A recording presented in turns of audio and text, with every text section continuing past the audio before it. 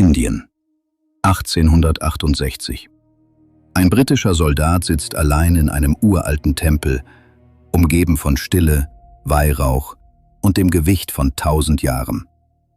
Ein Priester legt ihm Tafeln vor, Tontafeln, uralt, verwittert, beschriftet in einer Sprache, die auf der Erde niemand mehr spricht. Der Soldat starrt sie an, und dann beginnt er sie zu lesen. Was er dort las, führte ihn auf eine Suche, die 30 Jahre dauern sollte. Eine Suche nach einem Kontinent, der laut diesen Tafeln die Mutter aller Zivilisationen war. Ägypten, die Maya, Mesopotamien, die Polynesier, alle nur Kinder, eines Volkes, das längst vergessen wurde. Und vielleicht auch unser Verständnis davon, woher wir wirklich kommen. Sein Name: James Churchward, britischer Militäroffizier, Abenteurer, Besessener. 30 Jahre lang reiste er, von Indien nach Tibet, von Mexiko bis zu den Inseln des Pazifiks, immer auf der Suche nach dem Beweis für etwas, das die Wissenschaft für unmöglich hielt. Einen Kontinent, älter als Ägypten, größer als Europa, versunken im Pazifischen Ozean. Sein Name: Mu. Und heute Nacht tauchen wir gemeinsam hinab, in die Tiefe des Ozeans, in die Tiefe der Zeit, in das größte Mysterium, das die Menschheit je vergessen hat. Stell dir vor, du fliegst über den Pazifischen Ozean, aber nicht heute, vor 50.000 Jahren. Und unter dir liegt kein endloses Wasser. Unter dir liegt Land, ein riesiger Kontinent, der sich von den heutigen Hawaii-Inseln im Norden bis zu den Fidschi-Inseln im Süden erstreckt, von den Osterinseln im Osten bis zu den Marianen im Westen. Grüne Ebenen, üppige Wälder, goldene Küsten. Kein einziger Berggipfel. Denn zu jener Zeit, so heißt es in den alten Tafeln, waren die Berge der Erde noch nicht erfunden. Auf diesem Kontinent lebten, laut den Nakal-Tafeln, 64 Millionen Menschen. Nicht als Nomaden, nicht als Jäger, als Zivilisation. Eine Zivilisation, die Städte baute, Tempel errichtete, Sterne kartografierte, mit einer Präzision, die uns noch heute in Staunen versetzen würde. Wer waren diese Menschen? Die Legenden beschreiben sie als ruhig, als spirituell, als ein Volk, das nicht durch Krieg, sondern durch Weisheit regiert wurde. Keine Krieger an der Spitze, sondern Priester. Hüter eines Wissens, das so heilig war, dass es nicht aufgeschrieben, sondern ins Herz gebrannt wurde. Man sagt, die Menschen von Mu verstanden die Energien der Erde. Sie kannten die Leihlinien, jene unsichtbaren Kraftadern, die den Planeten wie ein Netz durchziehen. Und sie nutzten diese Energien für Heilung, für Navigation, für Architektur, für Dinge, für die wir heute noch keinen Namen haben. Aber Moment, woher wissen wir das überhaupt? Wer hat diese Geschichte aufbewahrt? Die Antwort liegt in 2 Objekten, die heute noch immer Rätsel aufgeben. Bleib dran. Zurück zu James Churchward. Als er in jenem Tempel saß, legte ihm der Priester die Tafeln vor und sagte etwas, das Churchward nie vergessen sollte. Diese Worte wurden geschrieben, bevor deine Welt begann. Die Tafeln waren in einer Sprache verfasst, die der Priester Nakal nannte. Eine uralte, fast ausgestorbene Schriftsprache, die nur noch 2 oder 3 Menschen auf der Erde lesen konnten. Churchward verbrachte Monate damit, sie zu erlernen. Und was er dann las? Es war keine Legende, es war keine Dichtung, es war eine Geschichte. Die Geschichte einer Welt, die vor unserer Welt existiert hatte. Die Geschichte von Mu. Stell dir vor, was das für einen Mann bedeutet. James Churchward war Soldat. Ein Mann, der gelernt hatte, die Welt in Fakten und Befehlen zu denken.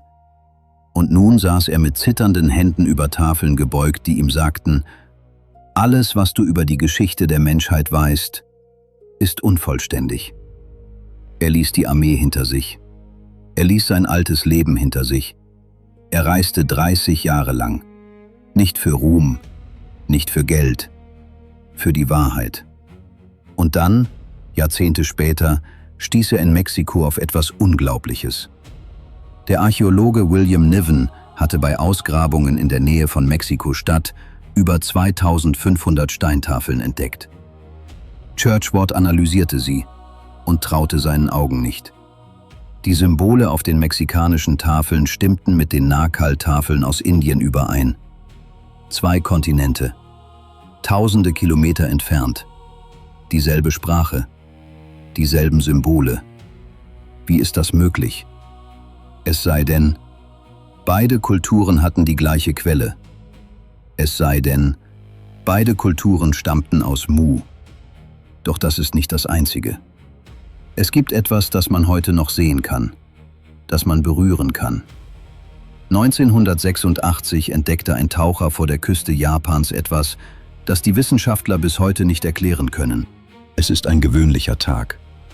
Ein Taucher namens Kihachiro Aratake erkundet die Gewässer vor der abgelegenen Insel Yonaguni, der entlegensten aller Okinawa-Inseln. Er sucht Hammerhaie. Was er stattdessen findet, verändert alles. Unter ihm erhebt sich eine Struktur. Nicht aus Sand, nicht aus Koralle, aus behauenem Stein. Eine stufenförmige Pyramide, 25 Meter hoch, 100 Meter breit, 60 Meter lang, mit geraden Kanten, rechten Winkeln, geometrisch, präzise, monumental. Die Wissenschaft streitet bis heute. Manche Geologen sagen, natürliche Formation.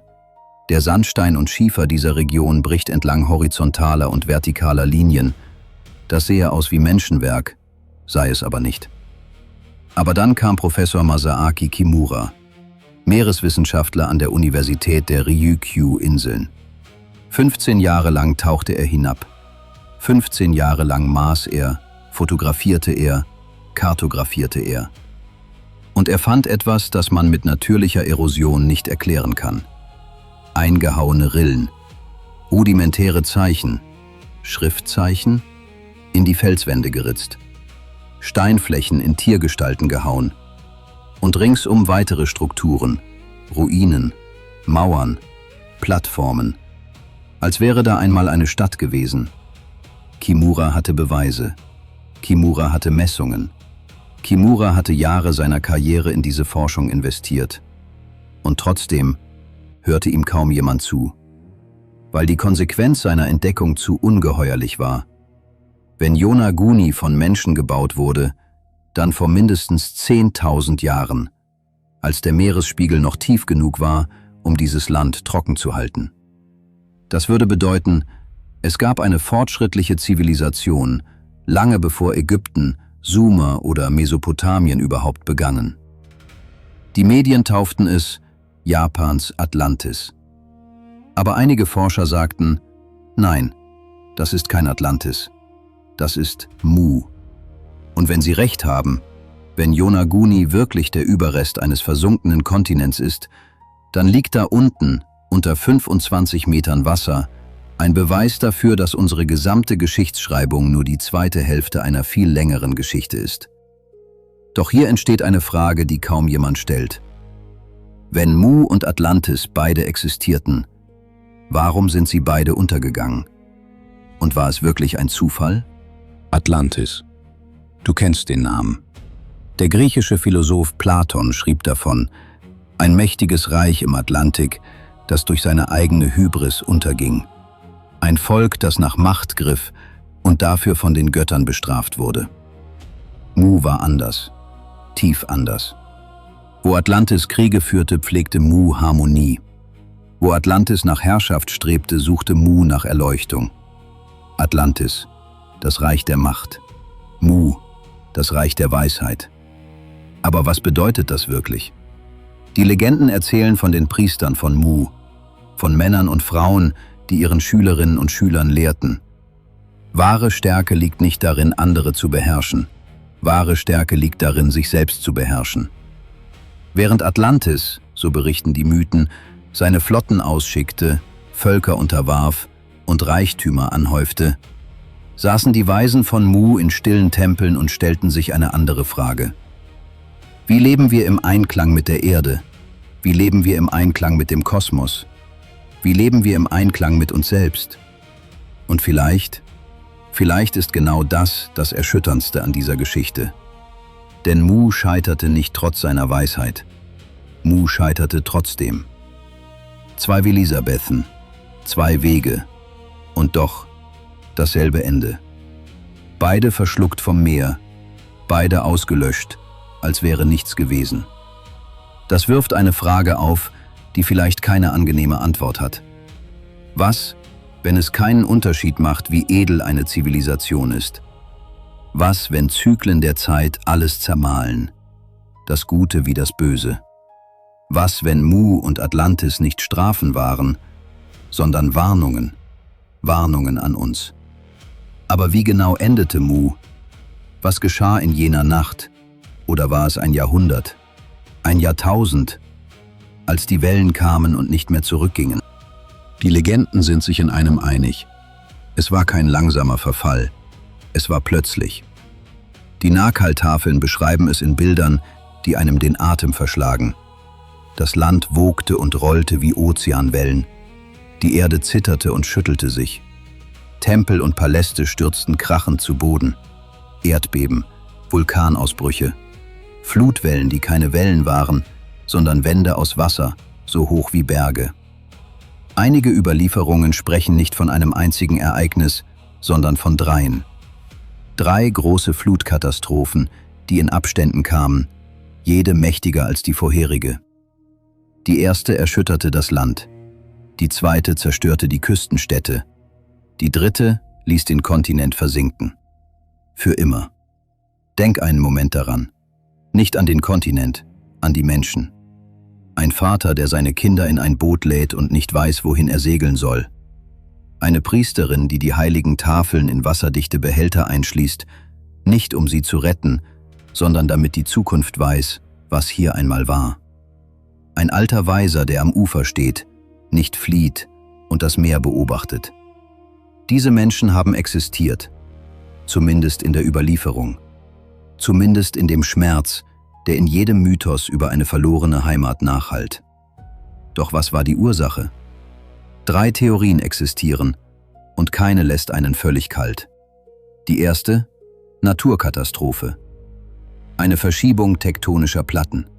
Vielleicht ein Asteroid. Das Ende einer Eiszeit, die den Meeresspiegel um Meter ansteigen ließ. Die zweite: kosmisches Gleichgewicht. Die Energiebahnen der Erde, jene Leihlinien, die Mu einst nutzbar gemacht hatte, verschoben sich. Das Fundament, auf dem die Zivilisation ruhte, löste sich auf. Die dritte und dunkelste: selbstverschuldeter Untergang. Die Menschen von Mu, in ihrem Streben nach immer höherem Wissen, könnten eine Tür geöffnet haben, die nie hätte geöffnet werden sollen. Eine Technologie, ein Ritual, ein Experiment. Etwas, das das Gleichgewicht kippte. Und vielleicht ist das die eigentliche Botschaft dieser Geschichte. Nicht was Mu war, sondern was Mu verlor. Aber Mu ist nicht einfach tot. Denn als die Überlebenden flohen, nahmen sie etwas mit. Nicht Gold, nicht Waffen, Wissen. Die polynesischen Seefahrer, berühmt für ihre unglaubliche Fähigkeit, ohne Kompass, ohne Karte, nur anhand der Sterne und der Wellen den riesigen Pazifik zu navigieren? Die Legenden sagen, diese Kunst wurde ihnen gelehrt, von einem Volk, das lange vor ihnen war. Die Osterinsel mit ihren rätselhaften Moai-Statuen, die alle auf denselben Punkt im Ozean schauen. Die Ureinwohner sagen, dort versank einmal ihr Heimatland. Die Pyramiden der Maya, der Azteken, die Tempel von Angkor Wat, die Hieroglyphen Ägyptens. Churchward und nach ihm viele andere sahen in all diesen Kulturen denselben Ursprung, dieselbe Quelle. Und vielleicht ist das Bemerkenswerteste. Fast jede Kultur dieser Erde hat eine Geschichte von einer großen Flut. Fast jede Kultur kennt ein verlorenes Land, ein goldenes Zeitalter, Ein Paradies, das versank. Zu viele Kulturen, zu viele Übereinstimmungen, um es als bloßen Zufall abzutun. Aber was, wenn das Erbe von Mu nicht auf Inseln und in Tempeln weiterlebt, sondern in uns? In dem, was wir fühlen, wenn wir in den Ozean schauen und das seltsame Gefühl haben, dass da etwas ist. Etwas Verlorenes, etwas Vertrautes, etwas, das wir einmal kannten. Am Ende dieser Reise bleibt keine Gewissheit, nur Fragen. Und vielleicht ist das genau richtig. Denn die größten Mysterien der Welt sind keine Probleme, die gelöst werden sollen. Sie sind Einladungen. Einladungen, tiefer zu schauen, tiefer zu fragen, tiefer zu erinnern. Mu liegt vielleicht unter Wasser, aber sein Geist, der Geist einer Zivilisation, die Weisheit über Macht stellte, die die Erde als heilig betrachtete, die die Sterne als Lehrer sah, dieser Geist lebt weiter. In den Mythen, in den Ritualen, in dem Schweigen zwischen zwei Wellen. Wenn dich diese Reise berührt hat, dann bist du hier richtig. Abonniere mysteriöse Mythologie, aktiviere die Glocke und lass uns gemeinsam weitergehen. Tiefer in die Geheimnisse, die die Zeit nicht auslöschen konnte. Bis zum nächsten Mal.